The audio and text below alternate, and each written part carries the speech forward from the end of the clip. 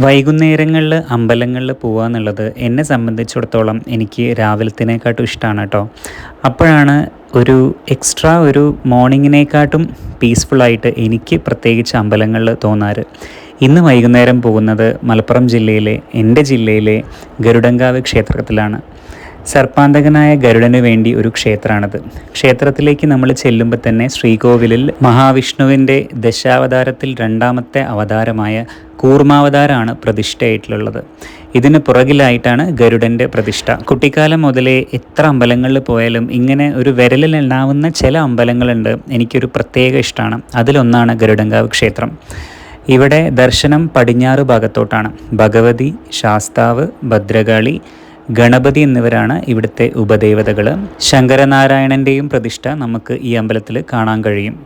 ഞങ്ങൾ അമ്പലത്തിന് കയറി കുറച്ച് കഴിഞ്ഞപ്പോൾ തന്നെ കൃഷ്ണപ്പരുന്ത് അവിടെ വട്ടമിടുണ്ടായിരുന്നു. ആ കാഴ്ച ഭയങ്കര ഭംഗിയായിരുന്നു കാണാൻ കേട്ടോ.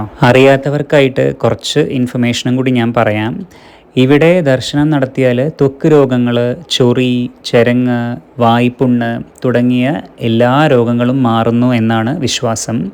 കൂടാതെ മെയിനായിട്ട് സർപ്പദോഷങ്ങളും ഇവിടെ വന്ന് പ്രാർത്ഥിച്ചു കഴിഞ്ഞാൽ തീരുമെന്നാണ് പറയപ്പെടുന്നതും വിശ്വസിക്കപ്പെടുന്നതും. പറക്കുന്ന ഗരുഡൻ്റെ രൂപമാണ് ഇവിടുത്തെ ഗരുഡ പ്രതിഷ്ഠ എന്ന് പറയുന്നത്. കുടത്തിലടച്ച് നാഗങ്ങളെ സമർപ്പിക്കുന്നത് ഈ ക്ഷേത്രത്തിൻ്റെ ഒരു പ്രത്യേകതയാണ്. ഈ ചടങ്ങുകളൊക്കെ നടത്തി നാഗങ്ങളെ അവർ പുറത്തേക്ക് തുറന്നു വിടും. പക്ഷേ ഈ പ്രദേശത്ത് നാഗങ്ങളില്ല എന്നുള്ളതാണ് വലിയൊരു അത്ഭുതകരമായിട്ടുള്ള കാര്യം. ഇത് പണ്ട് നടന്നിരുന്ന ആചാരമാണ് കേട്ടോ. ഇപ്പം ഇവിടെ ഈ ചടങ്ങുകളൊന്നും നടക്കുന്നില്ല. ഇവിടെ വന്നു കഴിഞ്ഞാൽ അമ്പലത്തിൻ്റെ അമ്പലക്കുളം എനിക്ക് വളരെ പ്രിയപ്പെട്ടതാണ്. മണൽ പ്രദേശമാണ്.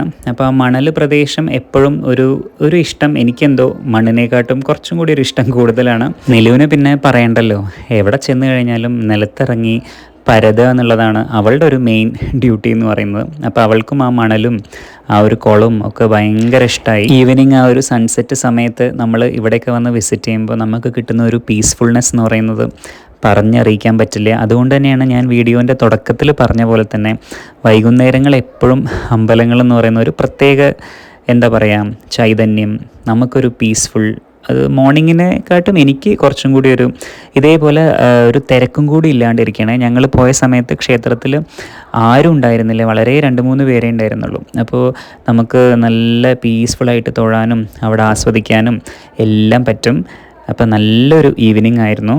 ഈവനിങ് ഇതേപോലെ അമ്പലത്തിൽ പോകാൻ ഇഷ്ടമുള്ളവരൊക്കെ താഴെ കമൻറ്റ് ചെയ്യണേ. കാരണം കുറേ പേര് മോർണിംഗും ഇഷ്ടപ്പെടുന്നവരുണ്ടാവും. എല്ലാവർക്കും നല്ലൊരു ഈവനിങ് ആയിരുന്നു. അപ്പോൾ ടാറ്റ.